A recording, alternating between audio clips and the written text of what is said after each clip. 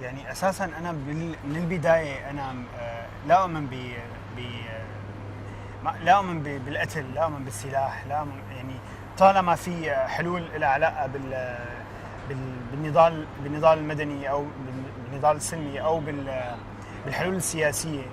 ف يعني نضل نسعى فرض هذا الواقع، لانه بالاخير يعني بتهمك النظريه البشريه اللي بتقول انه من المفروض انه ما الناس ما تقتل بعضها يعني.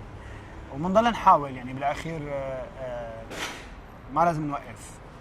اللي عم بيقاتل اليوم هو عم بيقاتل لانه هو انفرض عليه السلاح. ما في حدا حمل سلاح بسوريا لانه هو حابب السلاح. الناس السوريين يعني هن كبيئه بالمطلق لا ما بيحبوا الدم، فحملوا سلاح مضطرين. لما انت بينقتل قدامك يعني بشكل متوالي ناس، تحس حالك انه انت انه هذا ظلم، بدك تدافع عن المظلومين بلحظه من اللحظات، بتضطر تحمل سلاح.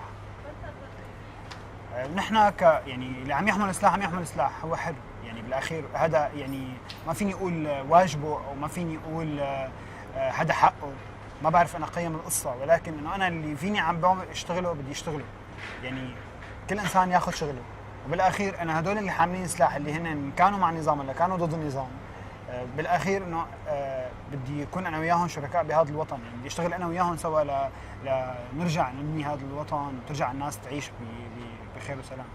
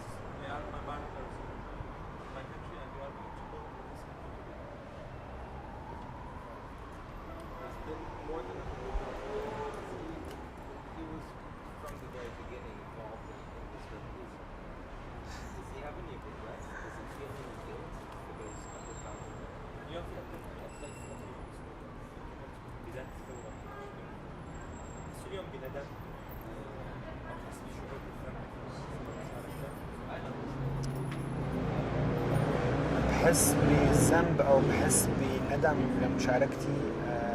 يمكن اذا بتشوف الصوره السوريه قبل الثوره بتعرف قديش هدول الناس اذا كانوا ندمانين ولا لا. اليوم بحس انه الشعب السوري رغم كل التضحيات اللي قدمها ورغم كل الدم اللي صار ورغم كل الدمار اللي صار على سوريا، صرنا بلحظه من اللحظات انه نقدر نحكي، نقدر نكتب، نقدر نرسم. نحن بلحظه من اللحظات بلش يطلع من الشارع السوري غنية اللي بيحبها، الموسيقى اللي هو حابب يعزفها، الناس اللي حابة تعزف راب، الناس اللي حابة تكون يعني اخذة منحى اسلامي او حابة تاخذ منحى يساري. هذا الشيء صار موجود حتى رغم كل هذا الدمار اللي صار والقتل اللي صار. وبتخيل يعني الحرية هي يعني الفاتورة تبع الحرية هي كتير كبيرة، وممكن لازم ندفع هاي الفاتورة وعم ندفعها، إن كان بالغربة ولا إن كان بالتهجير ولا إن كان بدمار البيوت ولا إن كان بالدم اللي سال بسوريا.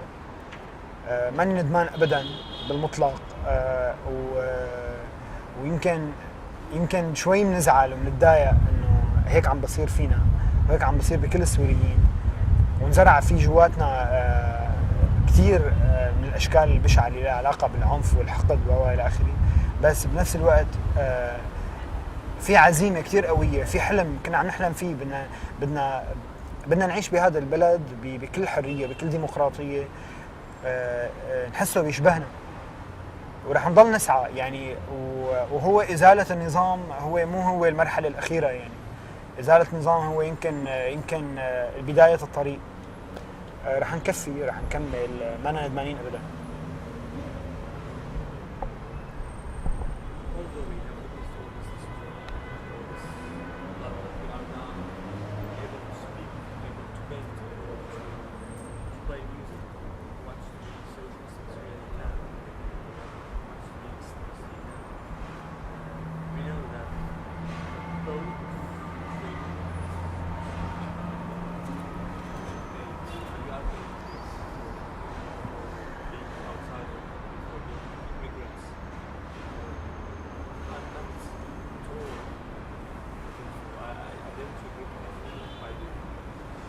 course, we are sad what's going on. So we had a dream, and we are existing to this dream. We to reach this dream,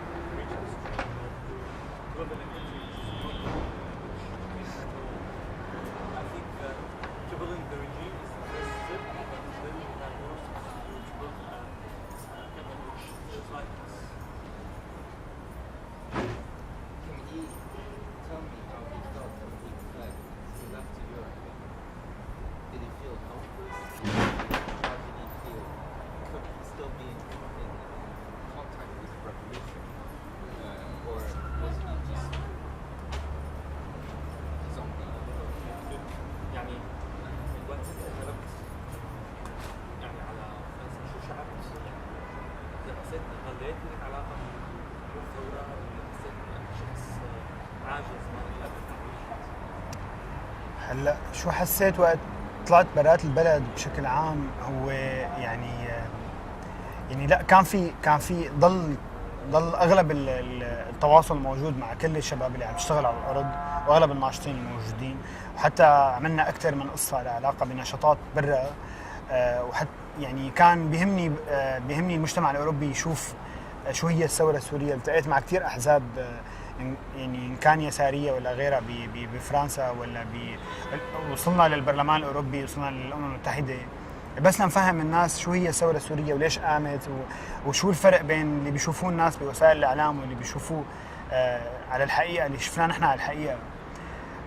ندمت كثير لاني طلعت برات البلد. يعني هي الظروف كانت كثير واقفه بوشي بمرحله من المراحل، كنت عم شكل خطر على المجموعه اللي كنت عم اشتغل انا وياها، وفي اشياء كثير سريه ما فيك تقولها. كان في كثير خطر، انه كان في كثير اضطراريا انا اطلع من البلد بعد ثاني اعتقال. كان في فرع ثالث عم بيحاول يدور علي. اضطريت اطلع من برات البلد بحاله اضطراريه. كل السوريين اللي طلعوا برات سوريا انا واثق انه هن كثير ندمانين، ولكن ما في حدا طلع برات البلد. طلع لانه ما له، يعني طلع وكان لسه له مكان عم يشتغل فيه على الارض. وكان في مجموعه من الشباب اضطرينا نطلع برات البلد لانه كان في نوع من الاعمال ما قدرنا نشتغله على الارض. كان لازم يكون في مساحه كثير امنه، العلاقه بتواصل كثير كبير. طلعنا برات البلد، اشتغلنا هذا المشروع، حاولنا على كانت المعارضه السوريه كثير مشتته سياسيا، وكثير عملنا شغل كثير كبير لما نجمع المعارضه. كان في شغل جوا خلصناه وطلعنا لبرا اشتغلنا شغلنا. بس بظن انا انه الثوره السوريه لن تنجح الا على الارض السوريه وبايدين السوريين وبامكانيات سوريه فقط.